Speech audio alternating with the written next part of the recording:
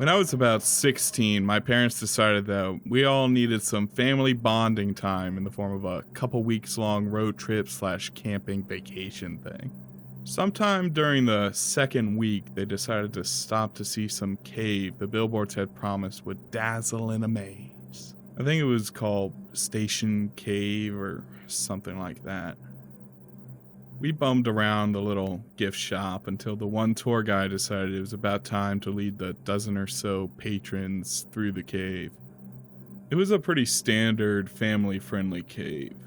A built-up path through the cave for us to walk on with the lights bolted into the walls for us to marvel at the repetitive, damp beige walls and the stalagmites with their corresponding tights. It was about 2 miles of walking until we got to the end of the path. The guide told us this was as far as anyone had ever been in that cave. Allegedly, when the guy who first discovered the cave and built it up into the modern tourist trap we were standing in tried to extend the path further, he had gone missing for several days. When he finally emerged, he immediately sold the place and moved away.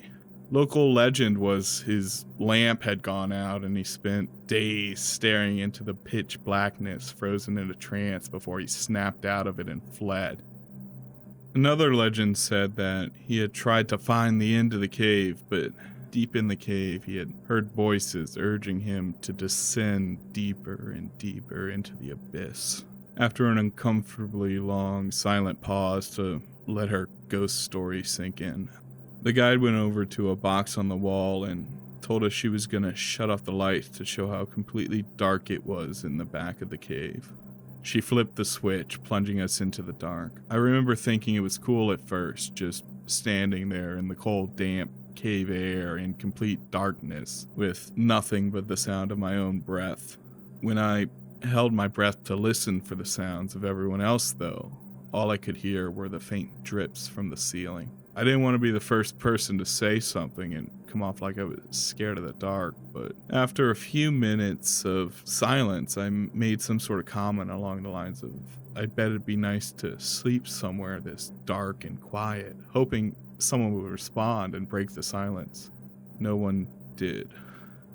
Without moving from where I was standing, I reached towards where my sister had been standing. I told myself I could play it off like I was trying to scare her in the dark, but the truth was, I just wanted to see if anyone was actually still standing there.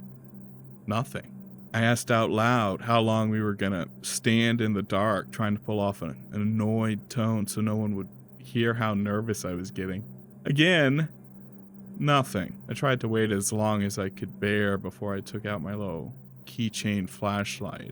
At first, I told myself I didn't want to look like I was scared of the dark in front of everyone, but I could tell that I was alone in the dark there. The truth was, I was scared to turn on the light and confirm that I was alone. When I finally worked up the courage, my lone light revealed what I already knew it would. Everyone was gone.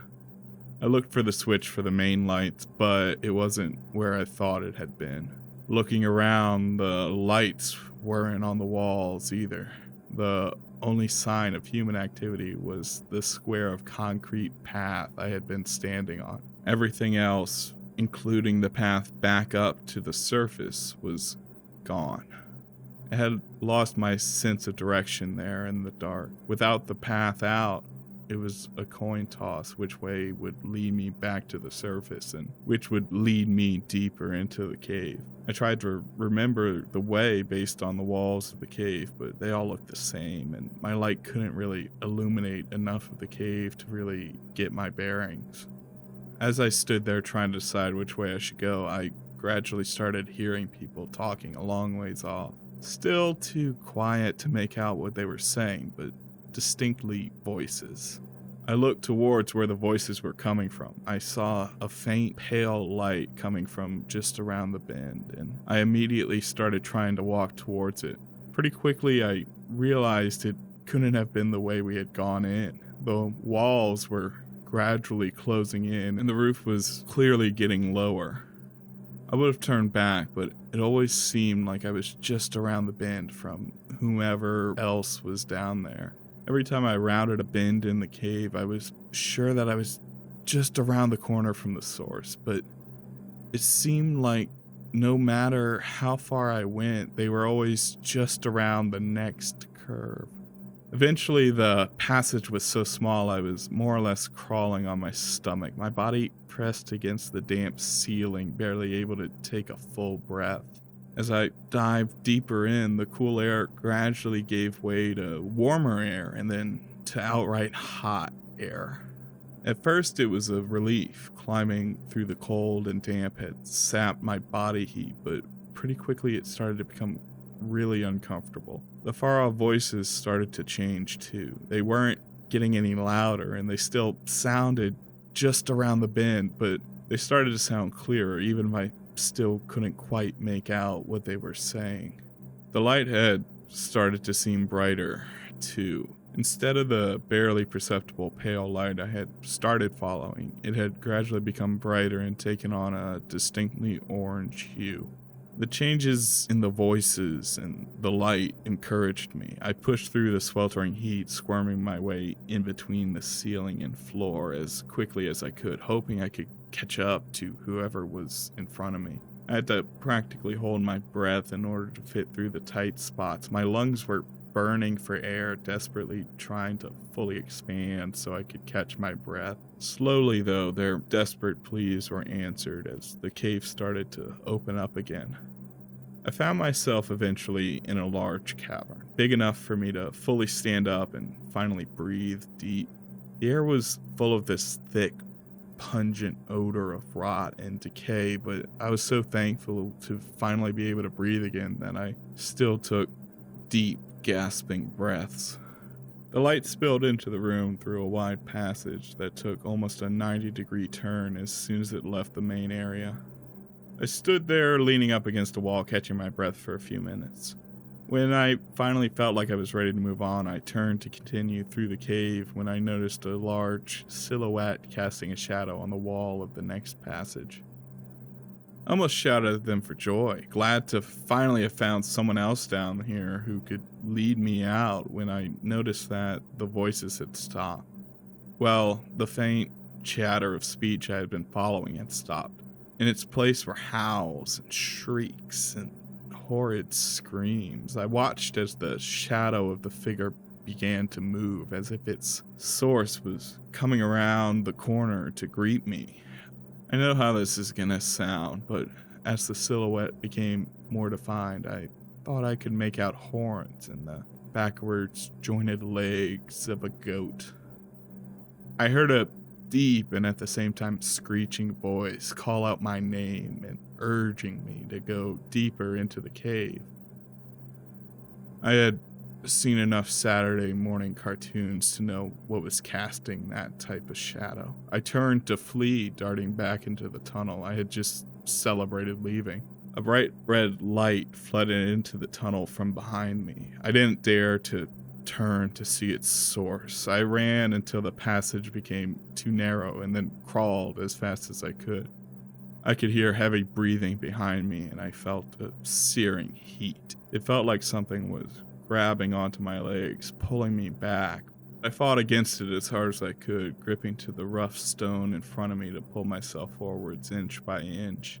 I don't know if it was force of whatever was pulling me back or some sort of strange phenomenon, but it began to feel more like climbing a cliff face than crawling through a cave.